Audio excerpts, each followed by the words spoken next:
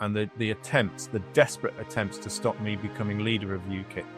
The obvious downside was being attacked by a member who still denies it.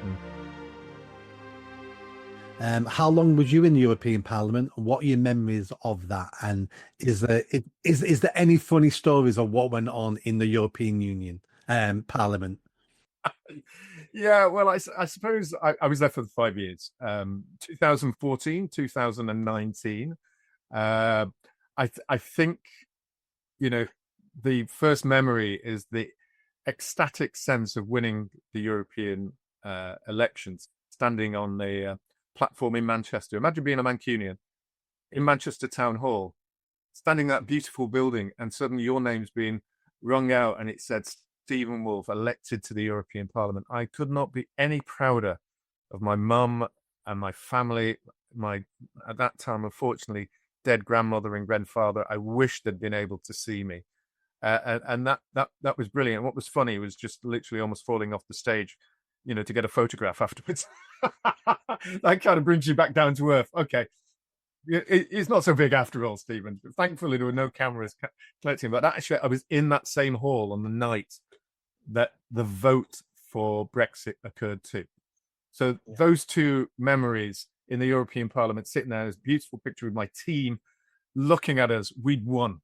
The British people win. So those two are the highlights of my time in the European Parliament. The obvious downside was being attacked by a member who still denies it, and there's no evidence either way in terms of the police report, unfortunately.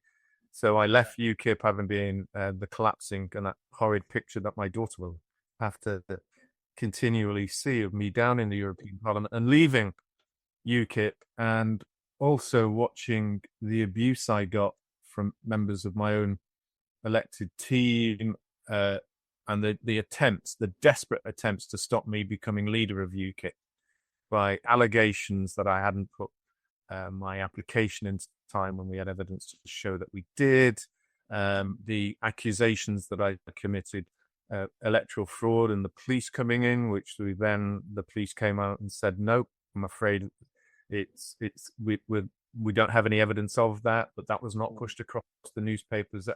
And then discovering later on that all of that was actually created by people within the hierarchy of UKIP who were briefing that out to the press to undermine me and destroy my reputation. But I was willing to take all of that until the attack and the damage that did, which led to divorce within a few weeks, the separation from me and my daughter. So all of that, and then the independence. But I didn't stop, though, Nick. If you remember, I may have left UKIP, but I carried on from October 2016 till I left in May of 2019. I still campaigned for Brexit. I still was across the airways talking about immigration. I founded the Centre for Migration and Economic Prosperity to get the numbers out. I spoke regularly with people from different political parties, and much to the annoyance of people in what still remained of UKIP, was that I had a regular monthly meeting with Michel Barnier. I still got a cross of the headways. It was still me going into Barnier with a group of business people to go and speak to him about Brexit and the campaigns. And so I continued campaigning and doing what I believed was my job. I wasn't going to let the people who voted me down. I wasn't going to let those people in UKIP who wanted me to be leader down. I carried on the campaign right through to 2019, and I've carried on the immigration arguments and speaking about politics since, but obviously not in the same way.